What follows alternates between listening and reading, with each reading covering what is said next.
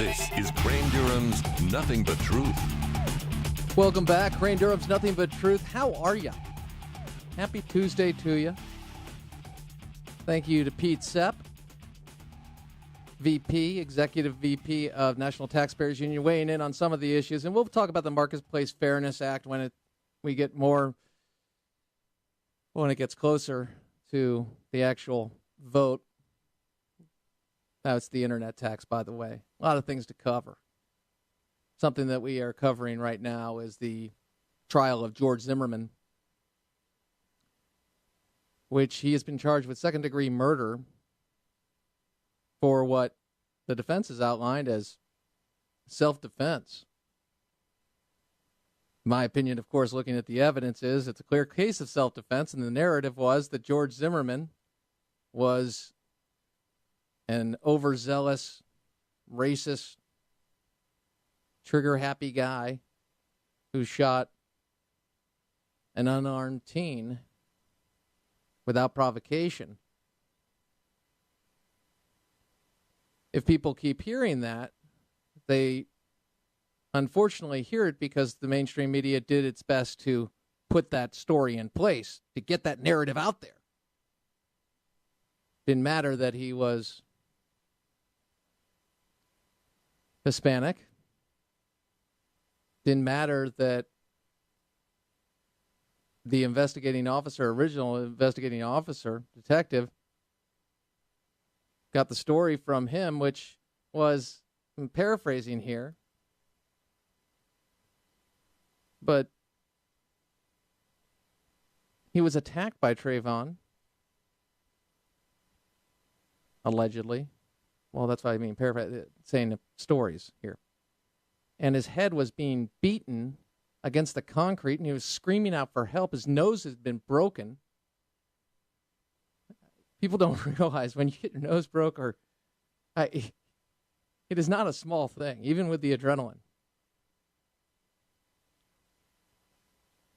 So he's getting pounded on, and he thought he was going to die. And he used his gun in self-defense to save his own life. Screamed, help, help. And now people are saying, well, that was Trayvon screaming, and then we had a slew of witnesses, and as well as what the father of Trayvon Martin allegedly said about that was George Zimmerman. It wasn't Trayvon screaming, help, help. But the mainstream media had already tried George Zimmerman. And now his lawyer, appearing on Piers Morgan, who has made the case certainly against George Zimmerman, was asked his client, what will happen if he is innocent? Will he be safe? Mark O'Mara said this. Roll it. Well, first of all, my client will never be safe because there are a percentage of the population who are angry, they're upset, and they may well take it out on him. So he'll never be safe. My hope is that the system that is better than any other in the country, in the world, is working. And I think that anybody who pays attention to the facts of this case, listens to the evidence, will not leave that courtroom thinking that George Zimmerman is guilty of anything.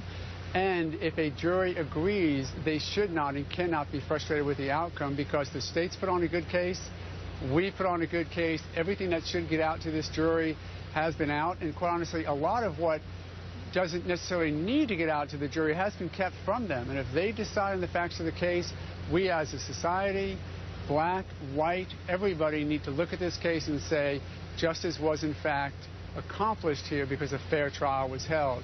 Those who refuse to listen to that, they're not going to listen to me or you or sensibilities at all anyway. They're going to stay.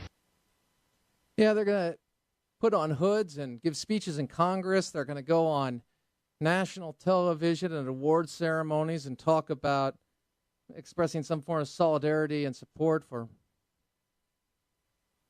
Trayvon Martin and the narrative of the mainstream media. Pew did a poll, and Thomas Sowell highlighted it, and it was carried in the Investors Business Daily. opinion section, editorial section. But in essence, it said that both races, in the sense of black and white, find racism more likely in the black community against the white community. And even saying that, I don't like talking in colors. You know that. Gets us away from things. But if the narrative has been, you've gotten a raw deal, and there is this rampant racism in the United States, and somehow you are a victim, and somehow anybody who talks about personal liberty and ending statism of any form in a program is against you and therefore is racist, somehow measuring people not by the color of their skin, but the content of their character, that is viewed as racist. And you have these people who are hosting television shows, advising the president, Al Sharpton, race hustlers. And that narrative is allowed to get out there. And there are people who say, oh, yes, it's terrible. Because you know why? Because we all hate racism. Vast majority of us do not like racism. Find it to be sick, disgusting. I say it every night about the Jerry Springer stage.